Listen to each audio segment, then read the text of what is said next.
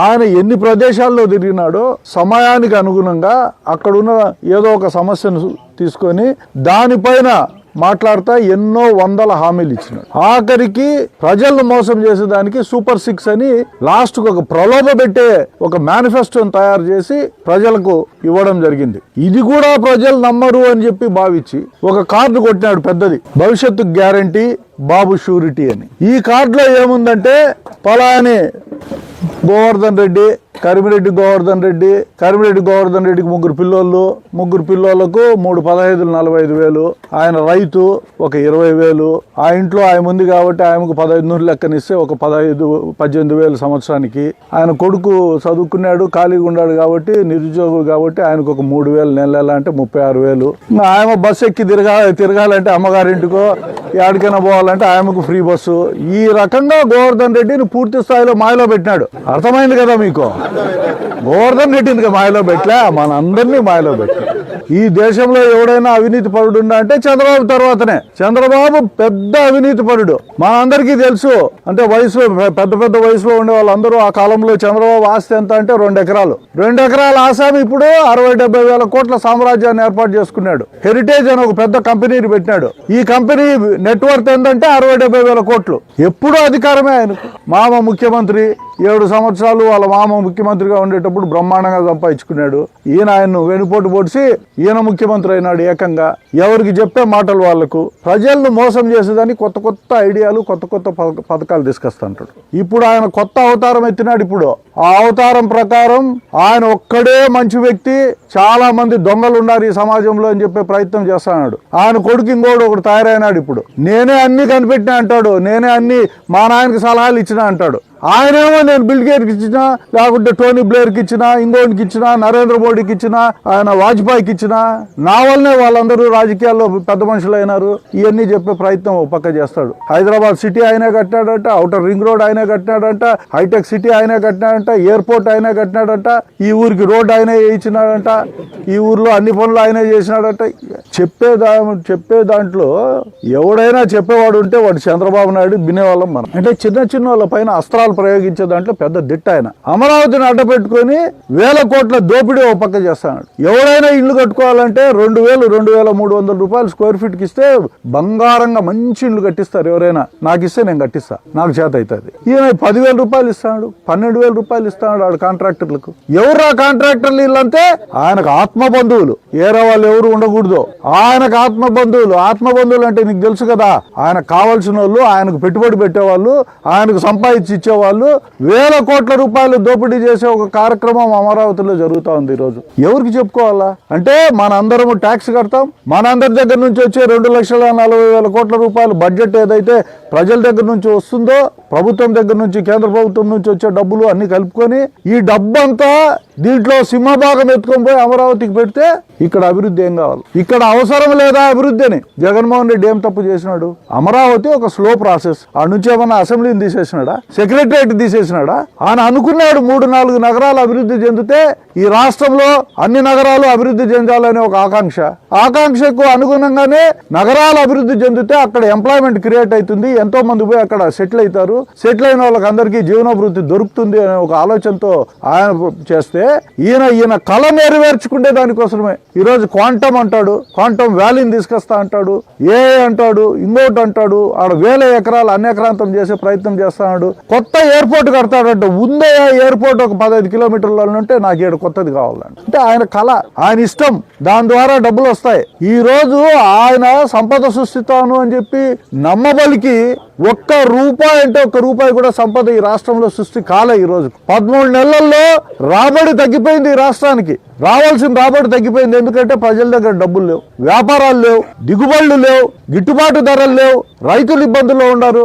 ఏ రకంగా సంపాదన ఉంది? ఎక్కడా సంపాదన లేదు. ఈ రాష్ట్రంలో ప్రగతి లేదు. ఏమన్నా అంటే వికాసం నుంచి విధ్వంసం చేసినాడు జగన్మోహన్ రెడ్డి, నేను వికాసం వైపు నడిపిస్తాడా అని. ఎక్కడ ఏం చేసినావు చెప్పాయంటే ఇంతవరకు ఎక్కడ వేసిన గొంగలు అక్కడే ఉంది. ఇటువంటి పరిస్థితుల్లో మనం ఉన్నాం. సుబ్రహ్మణ్యం గారు చెప్పినట్టు ఇవన్నీ చాలాసేపు చెప్తే ఈ 100 చెప్పే కార్యక్రమాలు ఉంటాయి. ఈ మేనిఫెస్టో రీకాల్ చేయాలని చెప్పి జగన్మోహన్ రెడ్డి గారి కోరిక, మనందరి బాధ్యత.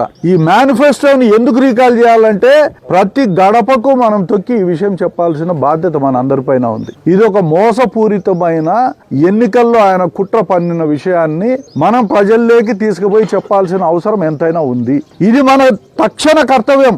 ఎక్కడ కూడా మర్చిపోయేదానికి లేదు. ఇదేదోలే ఒక కార్యక్రమం పెట్టినారు, ఈ కార్యక్రమం ఏముందిలే, వాళ్ళు పొద్దున్నే వచ్చి ఒక కాగితం చూపించినారు, మనం ఏదో చూసినాము ఇంటికి పోయినాం అనేది వద్దు. మీ అందరూ జగన్మోహన్ రెడ్డి గారి అభిమానులు, మీ అందరి మీద నమ్మకంతోనే ఆయన ఈ కార్యక్రమం తీసుకునింది. ఈ రోజు ఈ బాధ్యతను పూర్తి స్థాయిలో ప్రజలకు చెప్పాలా, మహిళలకు ముఖ్యంగా చెప్పాలా. వాళ్ళే ఆశపడినారు ఎక్కువ, నాకు 15 నెల వస్తుందని. ఏమ్మా నీకు 15 వస్తుంది, ఈ 5 ఏళ్ళు రాదు, దానికి నేను రాసిస్తా గ్యారంటీ. ఈ 5 ఏళ్ళు మహిళలకు మటుకు ఆ 15 వచ్చే పని లేదు.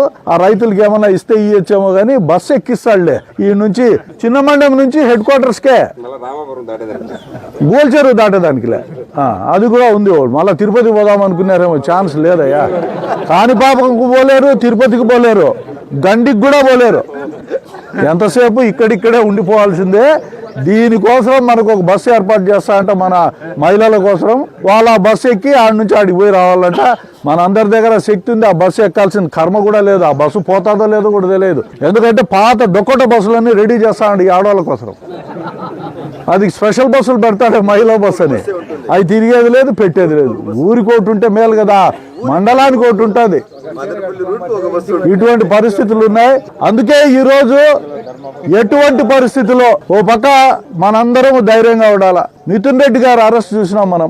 ఆయన కంటే ముందు 10 మంది ముఖ్యమైన నాయకులు జగన్మోహన్ రెడ్డి గారి దగ్గర పనిచేసిన ధనంజయ రెడ్డి గారు అయితేనేమి, లేకుంటే కృష్ణమోహన్ రెడ్డి గారు అయితేనేమి, ఇటువంటి వాళ్ళని కూడా అరెస్ట్ చేసినారు. 164 మంది వాళ్ళు ఎమ్మెల్యేలు ఉంటే యథేచ్ఛగా దోపిడీ, ఇసుకలో పెద్ద స్కామ్ జరుగుతుంది. చంద్రబాబు 5,000 రూపాయలు డబ్బు తీసుకుంటున్నారు. ఈ డబ్బే అడిగిపోతుందో నువ్వు చెప్తే చాలయ్యా. జగన్మోహన్ రెడ్డి గారు లిక్కర్ స్కామా, ధరలు పెంచినాడయ్యా. తాగితే తాగండి, తాక్కుంటే సాలించండి అని ఆ బెల్ట్ షాపుల ద్వారా మనవలు దోచుకుంటాను తప్ప నుంచి ఆయన సంపద మటుకు ఏమి సృష్టించలే. మాకు రాజకీయం కొత్త కాదు. కేవలం శాసనసభ్యుడైన మాత్రాన, ఒక మంత్రి అయిన మాత్రాన నా మీద వ్యక్తిగత దూషణలు చేస్తే సహించని ముందే చెప్తున్నా. అది మా పార్టీలో ఉండే నాయకులకైనా బయట పార్టీ నాయకులకైనా హెచ్చరిక. ఏ దానికైనా సిద్ధం. నేను అట్లా భయపడే వ్యక్తిని కాదు. జగన్మోహన్ రెడ్డినే 4 సంవత్సరాల ముందు వ్యతిరేకించి బయటకు వచ్చినోంది. జగన్మోహన్ రెడ్డిని అడగండి, నా గురించి తెలుస్తుంది.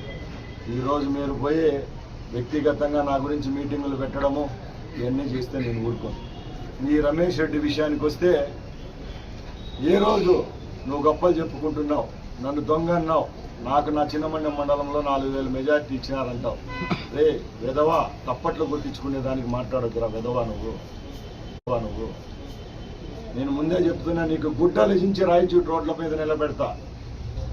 నువ్వు చేసిన ఆకృత్యాలు ఎన్ని కావు. నువ్వు నీరు చెట్టు డబ్బులతో ఎందరో పేద కార్యకర్తల యొక్క డబ్బులు దోచేసుకొని నువ్వు పార్టీ నుంచి వైసీపీకి అమ్ముడుపోయినావు. వెధవా, నీ స్థానం ఏదో కనుక్కో. నీ స్థానం కనుక్కోరా ఫస్ట్. నువ్వు నీ పార్టీలో, నిన్ను పార్టీలో చేర్చుకునేదానికి కూడా ఇష్టం లేకపోతే నీ బంధువుల ద్వారా రాయబారం నడిపి నువ్వు పార్టీలో చేరినోని.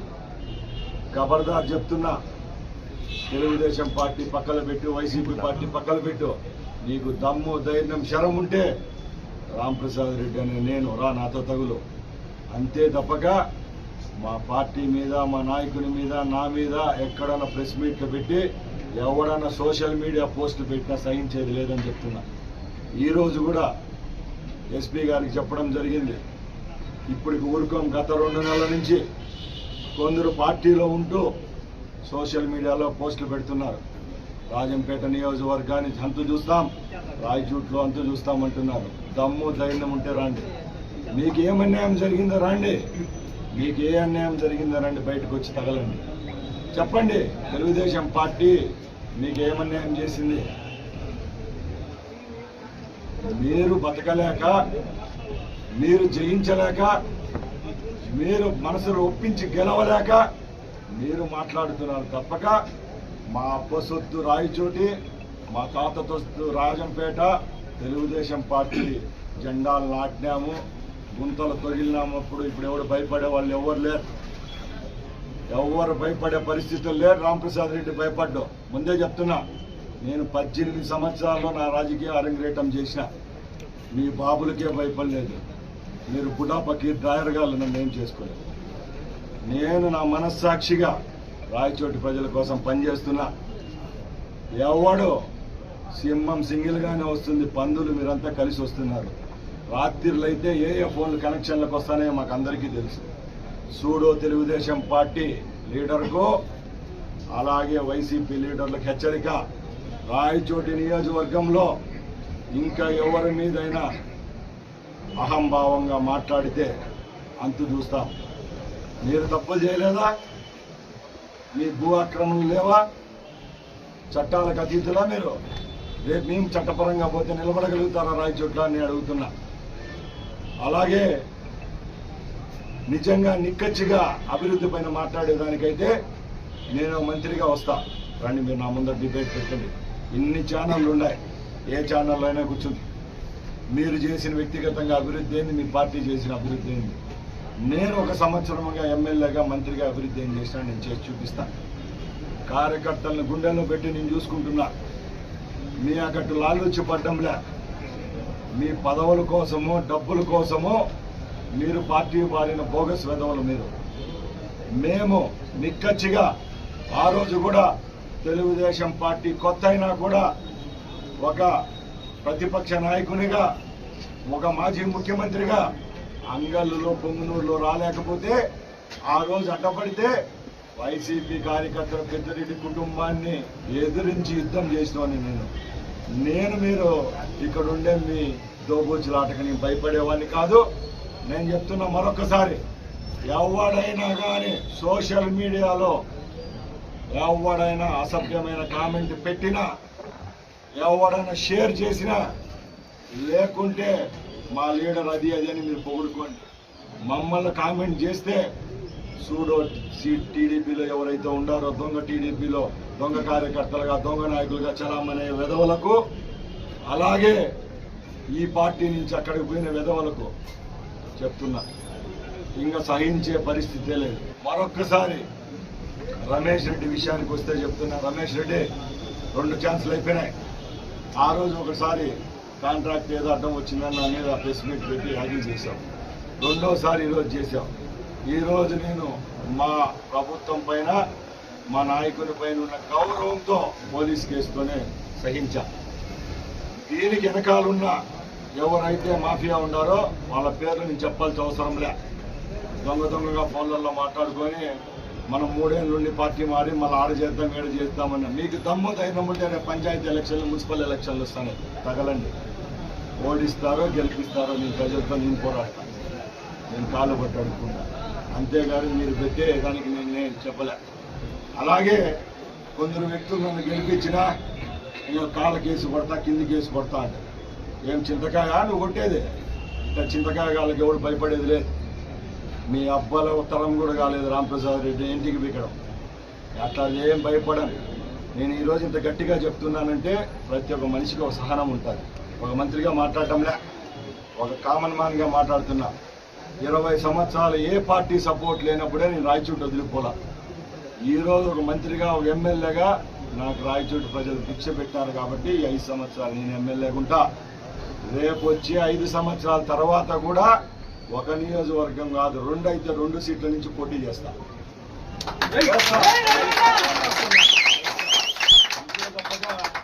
మీరు ఊరికేం దోబూచులాడే పంచాయతీతో దమ్ము ధైర్యం ఉంటే నా పేరు ఇచ్చి ఎవరన్నా కామెంట్ చేయండి. వ్యక్తిగతంగా నాతో ఏమని ఉంటే నాతో పోరాడండి. అంతేగాని రాజకీయ ముసుగులో వ్యభిచారం చేస్తూ నా మీద ఎవడైనా కామెంట్ చేస్తే సహించేదే లేదు. ఈరోజు వాడు క్రమశిక్షణగా పార్టీ ప్రతి ఒక్కరూ తప్పనిసరిగా యూట్యూబ్లోకి వెళ్ళి కడప వార్తను లైక్ చేయండి, సబ్స్క్రైబ్ చేయండి. ఇట్లు మీ జి రమణయ్య, ఎడిటర్, కడప వార్త.